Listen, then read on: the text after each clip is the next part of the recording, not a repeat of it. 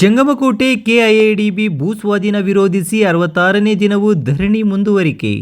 ಶಿಡ್ಲಘಟ್ಟ ತಾಲೂಕಿನ ಜಂಗಮಕೋಟೆ ವ್ಯಾಪ್ತಿಯ ಕೆಐಎಡಿಬಿ ಭೂ ಸ್ವಾಧೀನ ವಿರೋಧಿಸಿ ಚಿಕ್ಕಬಳ್ಳಾಪುರ ಜಿಲ್ಲಾಧಿಕಾರಿಗಳ ಕಚೇರಿ ಎದುರು ಕಳೆದ 66 ದಿನಗಳಿಂದ ನಡೆಯುತ್ತಿರುವ ಅನಿರ್ದಿಷ್ಟಾವಧಿ ಧರಣಿ ಮುಂದುವರೆದಿದೆ. 66ನೇ ದಿನದ ಹೋರಾಟಕ್ಕೆ ಆದಿಚುಂಚನಗಿರಿ ಮಠದ ಚಿಕ್ಕಬಳ್ಳಾಪುರ ಶಾಖಾ ಮಠದ ಪೀಠಾಧ್ಯಕ್ಷರಾದ ಶ್ರೀ ಶ್ರೀ ಶ್ರೀ ಮಂಗಳನಾಥ ಸ್ವಾಮೀಜಿ ಸಾಥ್ ನೀಡಿ ರೈತರ ಹೋರಾಟಕ್ಕೆ ಬೆಂಬಲ ವ್ಯಕ್ತಪಡಿಸಿದರು. ಈ ವೇಳೆ ಮಾತನಾಡಿದ ಮಂಗಳನಾಥ ಸ್ವಾಮೀಜಿ, ವ್ಯವಸಾಯಕ್ಕೆ ಸೂಕ್ತವಾದ ಭೂಮಿಯನ್ನು ಕಿತ್ತುಕೊಂಡರೆ ರೈತರ ಮುಂದಿನ ಭವಿಷ್ಯ ಸಂಕಷ್ಟಕ್ಕೆ ಸಿಲುಕುತ್ತದೆ. ಸರ್ಕಾರ ರೈತರ ಮನವಿಯನ್ನು ಮಾನ್ಯ ಮಾಡಿ ಕೂಡಲೇ ಭೂಸ್ವಾಧೀನ ಪ್ರಕ್ರಿಯೆಯನ್ನು ಕೈಬಿಡಬೇಕೆಂದು ಆಗ್ರಹಿಸಿದರು. ಇಲ್ಲವಾದಲ್ಲಿ ಮುಂದಿನ ದಿನಗಳಲ್ಲಿ ಆದಿಚುಂಚನಗಿರಿ ಮಠದ ಪೀಠಾಧ್ಯಕ್ಷರಾದ ಶ್ರೀ ಶ್ರೀ ಶ್ರೀ ನಿರ್ಮಲಾನಂದನಾಥ ಸ್ವಾಮೀಜಿಯವರು ಸಹ ರೈತರ ಹೋರಾಟಕ್ಕೆ ಇಳಿಯಲಿದ್ದಾರೆ ಎಂದು ಎಚ್ಚರಿಕೆ ನೀಡಿದರು. ಮುಂದಿನ 5ನೇ ತಾರೀಕಿನಂದು ವಿಧಾನಸೌಧ ಚಲೋ ಕಾರ್ಯಕ್ರಮವನ್ನು ರೈತರು ಹಮ್ಮಿಕೊಂಡಿದ್ದು, ಅದಕ್ಕೂ ಮುನ್ನ ಸರ್ಕಾರ ಭೂಸ್ವಾಧೀನ ಪ್ರಕ್ರಿಯೆಯನ್ನು ಹಿಂಪಡೆಯಬೇಕೆಂದು ಒತ್ತಾಯಿಸಿದರು. ಇನ್ನು ರಾಜ್ಯ ರೈತ ಸಂಘ ಹಾಗೂ ಹಸಿರು ಸೇನೆ ನೇತೃತ್ವದಲ್ಲಿ ನಡೆಯುತ್ತಿರುವ ಈ ಅನಿರ್ದಿಷ್ಟಾವಧಿ ಧರಣಿಯಲ್ಲಿ ರೈತ ಸಂಘ ಹಾಗೂ ಹಸಿರು ಸೇನೆಯ ರಾಜ್ಯಾಧ್ಯಕ್ಷ ಕೋಡಿಹಳ್ಳಿ ಚಂದ್ರಶೇಖರ್, ಮಾಜಿ ಶಾಸಕ ಎಂ ರಾಜಣ್ಣ, ಭಕ್ತರಹಳ್ಳಿ ಬೈರೇಗೌಡ ಸೇರಿದಂತೆ ಜಂಗಮಕೋಟೆ ವ್ಯಾಪ್ತಿಯ 13 ಹಳ್ಳಿಗಳ ರೈತರು ಭಾಗವಹಿಸಿದ್ದರು. A bright future begins with the right education. Are you looking for the best place for your child to learn and grow? Welcome to a school where learning is joyful, creativity is encouraged, and every child is valued.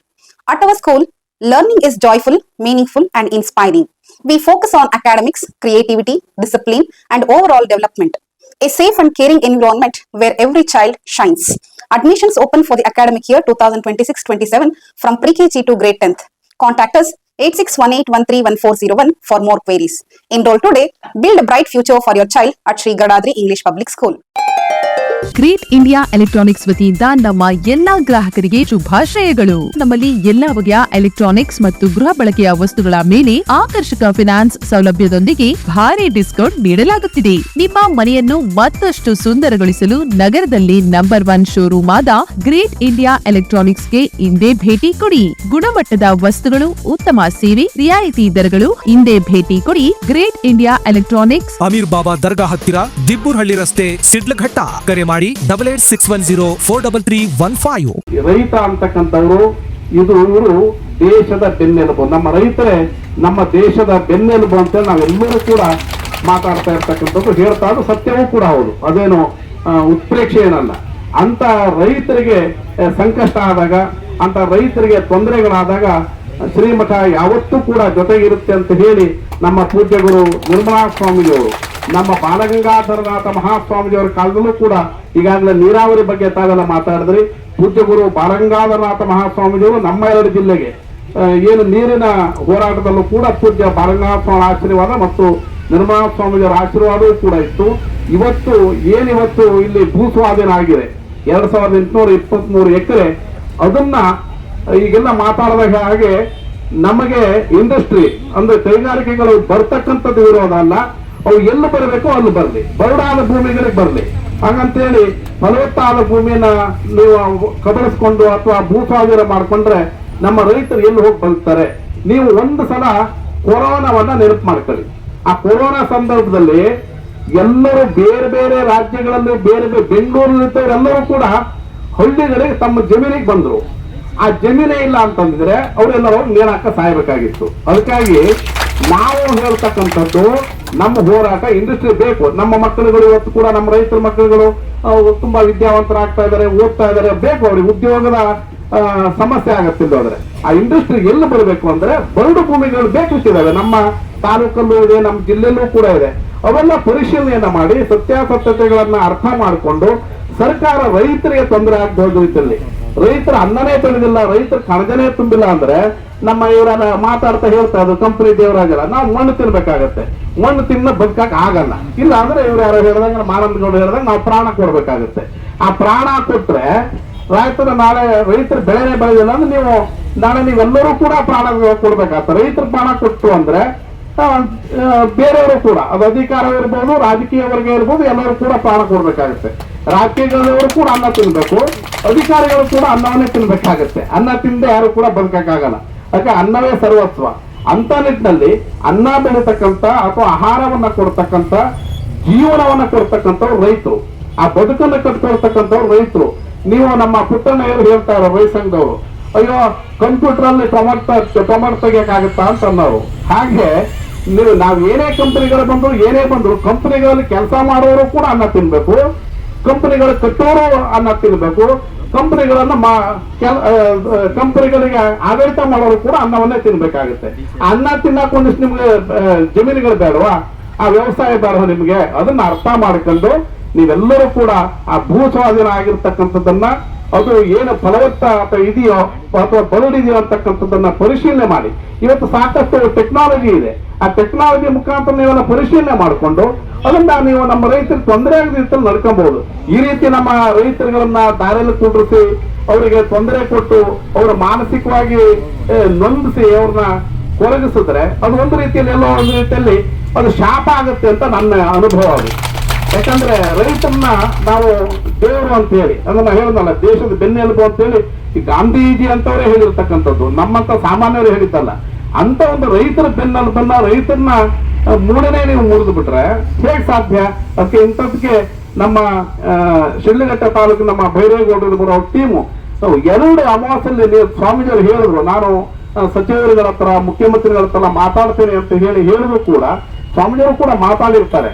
ಆದರೂ ಕೂಡ ಇದೆಲ್ಲೋ ಒಂದು ರೀತಿಯಲ್ಲಿ ಒಂದು ವ್ಯವಸ್ಥಿತವಾಗಿ ಅಥವಾ ಅದಕ್ಕೆ ಸರಿಯಾದ ಒಂದು ಸಿಗದೇ ಇರೋದ್ರಿಂದ, ಒಂದು ಉದ್ದೇಶ ಸಿಗದೇ ಇರೋದ್ರಿಂದ ಪೂಜ್ಯ ಗುರುಗಳು ಆಯ್ತು. ನಾನೇ ಮೊನ್ನೆ KH ಮುನಿಯಪ್ಪರು ಕೂಡ ಬಂದಿದ್ರು ನಮ್ಮ ಅಮಾವಾಸ್ಯೆ ಪೂಜೆ ದಿವಸ. ಪೂಜ್ಯ ಗುರುಗಳು ನಿರ್ಮಲ ಸ್ವಾಮೀಜಿಯವರು KH ಮುನಿಯಪ್ಪರಿಗೂ ಕೂಡ ಹೇಳಿದ್ದಾರೆ, ಇದು ನೋಡಪ್ಪ ರೈತರಿಗೆ ತೊಂದರೆ ಆಗಬಾರ್ದು, ನೀವು ತೊಂದರೆ ಆದ ರೀತಿಯಲ್ಲಿ ನಿಮ್ಮ ಸರ್ಕಾರಕ್ಕೆ ನೀವು ಮನವಿ ಮಾಡಿ ಅಥವಾ ನಿಮ್ಮ ಸರ್ಕಾರಕ್ಕೆ ಮಾಹಿತಿಯನ್ನು ಕೊಟ್ಟು ನೀವು ಅದನ್ನ ಬಿಡುಗಡೆ ಮಾಡಬೇಕು ಅಂತಕ್ಕ ಮಾತನ್ನ KH ಮುನಿಯಪ್ಪರಿಗೂ ಕೂಡ ಪೂಜ್ಯ ಗುರುಗಳು ತಿಳಿಸಿದ್ದಾರೆ. ಇವತ್ತು ಪೂಜ್ಯ ಗುರುಗಳು ನೋಡಿ, ನೀವು ಹೋಗಿ ನೋಡಿ, ನಾನು ಅಷ್ಟರೊಳಗಿಂದ ಮಾತಾಡ್ತೇನೆ, ಹಾಗೂ ಕೂಡ ಇವರು ಕೈ ಬಿಟ್ಟಿಲ್ಲ ಅಂತಂದ್ರೆ ನಾನು ಕೂಡ ಈ ಹೋರಾಟಕ್ಕೆ ಭಾಗವಹಿಸ್ತೇನೆ ಅಂತಕ್ಕಂಥ ಮಾತನ್ನು ಕೂಡ ಪೂಜ್ಯ ಗುರುಗಳು ಹೇಳಿದ್ದಾರೆ. ಅಂತ ನಿಟ್ಟಿನಲ್ಲಿ ನಮ್ಮ ರೈತರಿಗೆ ತೊಂದರೆ ಆಗದ ರೀತಿಯಲ್ಲಿ ತಾವು ಅಧಿಕಾರವಂತರು ಇರ್ಬೋದು ಮತ್ತು ರಾಜಕೀಯ ನೇತಾರಗಳಿರ್ಬೋದು ನಿಮ್ಮ ಗೌರವಕ್ಕೆ ಧಕ್ಕೆ ಬರದ ರೀತಿಯಲ್ಲಿ ಇವತ್ತು ಹೇಳ್ತಾ ಇದ್ರು ಕಂಪನಿ ದೇವರಾಜು. ನನಗೂ ಎಲ್ಲ ಬೇಸರ ಆಗ್ತಾ ಇದೆ. ಇವತ್ತು 10,000 ಬೈಕ್ಗಳ ಮುಖಾಂತರ ವಿಧಾನಸೌಧಕ್ಕೆ ಹೋಗ್ತೀವಿ ಅಂತ ಹೇಳಿದ್ರು. ನಮ್ಮ ರೈತರುಗಳಿಗೆ ದಿನನಿತ್ಯದ ಆಹಾರವನ್ನ ಬೆಳೆಕೊಡೋಕೆ ಅವ್ರಿಗೆ ಕಷ್ಟ ಆಗುತ್ತೆ.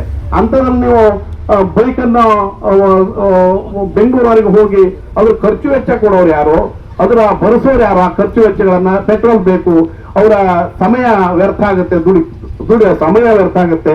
ಅದಕ್ಕಾಗಿ ಅದು ಅಲ್ಲಿ ಮಟ್ಟಕ್ಕೆ ಹೋಗದೇನೆ ಅದು ಸ್ತಬ್ಧವಾಗಿ ಅವ್ರ ಒಳಗೇನೆ ತಾವು ಇದ್ಕೊಂಡು ನಮ್ಮ ರೈತರಿಗೆ ಆ ರೀತಿಯ ಹೋರಾಟಕ್ಕೆ ಇನ್ನೂ ಈ ಹೋರಾಟ ಜೋರಾಗಬಾರ್ದು.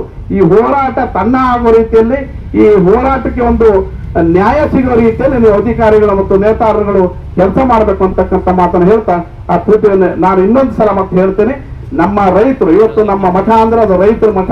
ನಾವು ರೈತರಿಗೆ ತೊಂದರೆ ಆದ್ರೆ ನಾವು ಯಾವತ್ತೂ ಕೂಡ ನಾವು ನಮ್ಮ ಮಠ ಇದ್ದೇ ಇರುತ್ತೆ ಅಂತಕ್ಕಂಥ ಮಾತನ್ನು ಹೇಳ್ತಾ ಆ ಭೈರವೇಶ್ವರ ಮತ್ತು ಪೂಜ್ಯರುಗಳು ನಿಮಗೆಲ್ಲರೂ ಕೂಡ ಒಳ್ಳೇದು ಮಾಡಿ ಹೇಳಿ ನನ್ನ 2 ಮಾತನ್ನು ಮುಗಿಸ್ತೇನೆ. ಕರ್ನಾಟಕ ಸರ್ಕಾರ ಏನು ಭೂ ಸ್ವಾಧೀನವನ್ನು ಮುಂದುವರಿಸ್ತಾ ಇದೆ, ಇದು ರೈತ ವಿರೋಧಿಯಾಗಿದೆ. ಈ ರೈತ ವಿರೋಧಿ ಧೋರಣೆಯನ್ನು ಸರ್ಕಾರ ಕೈಬಿಡಬೇಕು. 2013 ಕಾಯ್ದೆ ಏನಿದೆ, ಕಾಯ್ದೆ ಕೆಳಗಡೆ ಸರ್ಕಾರ ತನ್ನ ನಡವಳಿಕೆಗಳನ್ನು ತೋರಿಸ್ಬೇಕು. ಅದನ್ನು ಬಿಟ್ಟು ಬಲಾತ್ಕಾರದ ಭೂ ಸ್ವಾಧೀನ ಮುಂದುವರೆದ್ರೆ ಈ 5ನೇ ತಾರೀಕಿನ ಕಾರ್ಯಕ್ರಮ ಭಾಳ ಪರಿಣಾಮಕಾರಿಯಾಗಿ ಸುಮಾರು 10,000 ಬೈಕ್ಗಳ ಮೂಲಕ ಸುಮಾರು 16,000 ಜನ ರೈತರು ಬೆಂಗಳೂರು ವಿಧಾನಸೌಧ ಮುತ್ತಿಗೆ ಕಾರ್ಯಕ್ರಮಕ್ಕೆ ತಯಾರಾಗಿ ಚಿಕ್ಕಬಳ್ಳಾಪುರ DC ಕಚೇರಿಯಿಂದ ಈ ಯಾತ್ರೆಯನ್ನು ಪ್ರಾರಂಭ ಮಾಡ್ತಾರೆ. ಅವಕಾಶ ಕೊಡ್ತಾರೆ ಅಂತ ಏನು ನಾವೇನು ಚಳುವಳಿಯನ್ನು ಘೋಷಣೆ ಮಾಡಿಲ್ಲ. ಸರ್ಕಾರದ ಯಾವ ರೀತಿಯ ಅಡ್ಡಿ ಆತಂಕಗಳು ಬರ್ತದೋ ಅದನ್ನೆಲ್ಲ ಮೀರಿ ಹೋಗುವಂಥ ಶಕ್ತಿ ರೈತ ಸಂಘಕ್ಕಿದೆ. ಆ ಕೆಲಸವನ್ನು ನಾವು ಮಾಡ್ತೀವಿ. ಈಗ 66 ದಿನಗಳಿಂದ ಹೋರಾಟ ಮಾಡ್ಕೋಬೋದ, ಇದುವರೆಗೂ ಕೂಡ ಸರ್ಕಾರ ಯಾಕೆ ಇದನ್ನ ಕಡೆಗಣಿಸ್ತಾ ಇದ್ದಾರೆ? ಸರ್ಕಾರವೇ ನೇರವಾಗಿ ಭೂಮಿ ವ್ಯವಹಾರಕ್ಕೆ ಇಳಿದು ಬಿಟ್ಟಿದೆ. ರಿಯಲ್ ಎಸ್ಟೇಟ್ ದಂಧೆಯನ್ನು KDB ಅಂತ ಹೇಳಿ ಒಂದು ಸರ್ಕಾರಿ ಕಚೇರಿ ಓಪನ್ ಮಾಡಿಕೊಂಡು ರೈತರಿಂದ ಭೂಮಿ ಕಿತ್ಕೊಳ್ಳೋದು, ಆ ಹಣವಂತರಿಗೆ ಭೂಮಿ ಮಾರ್ಕೊಳ್ಳೋ ಕೆಲಸವನ್ನು ಮಾಡ್ತಾ ಇದ್ದಾರೆ. ಈ ದಂಧೆ ನಿಲ್ಲಬೇಕು ಅಂತೇಳಿ ನಮ್ಮ ಚಳವಳಿಯ ಉದ್ದೇಶ. ಬೇಡ ಅಂತ ನೀವು ವಿರೋಧ ಮಾಡ್ತಾ ಇದ್ದೀರಾ, ಆ ಕಡೆ ಬೇಕು ಅಂತ ಅದೊಂದು ಇನ್ನೊಂದು ಸಂಘಟನೆ ಹೋರಾಟ ಮಾಡ್ತಾ ಇದ್ರು. ಇದು ರೈತರಿಗೆ ಈ ತರ ಮಾಡ್ತಾ ಇದ್ರೆ ಸಾರ್ವಜನಿಕ ನೋಡಿ, ಅದು ಯಾವ ಕಾರಣಕ್ಕೆ ಮಾಡ್ತಾ ಇದಾರೋ ಅದ್ರ ಹಿಂದೆ ಯಾರ್ಯಾರು ಇದಾರೋ ನನಗೆ ಗೊತ್ತಿಲ್ಲ. ನಮ್ಮ ಉದ್ದೇಶ ಕರ್ನಾಟಕದ ಎಲ್ಲ ರೈತರಿಗೆ ಒಳಿತಿಗೋಸ್ಕರ ನಡೀತಕ್ಕಂಥ ಚಳುವಳಿ ಇದು. ಈ ಚಳುವಳಿ ಮಾರ್ಗ ಸ್ಪಷ್ಟವಾಗಿದೆ, ನೀತಿ ಆಧಾರಿತವಾಗಿದೆ. ನಾವು ಈ ಮಾರ್ಗದಲ್ಲಿ ನಾವು ಮುಂದುವರಿ. ಅವ್ರು ಯಾಕೆ ಆ ರೀತಿ ಮಾಡ್ತಾರೆ ನಮಗೆ ಗೊತ್ತಿಲ್ಲಣ್ಣ. ಅದನ್ನ ಇಲ್ಲಿ ಮಂತ್ರಿನೋ ಶಾಸಕರನ್ನೋ ನೀವು ಕೇಳಿ, ಅವರು ಉತ್ತರ ಕೊಡ್ಲಿ ಯಾಕೆ ಮಾಡ್ತಾರೆ. ಕೈವಾಡ ಇದೆ, ರಾಜಕೀಯ ಕೈವಾಡ ಇದೆ. ರಾಜಕೀಯ ಕೈವಾಡ ಇರ್ಬೋದು, ಇಲ್ದಲೂ ಇರ್ಬೋದು. ಆದ್ರೆ ಉದ್ದೇಶ ಅವ್ರದ್ದೇನು ಅಂತ ಹೇಳಿ ನನಗೆ ಗೊತ್ತಿಲ್ಲ.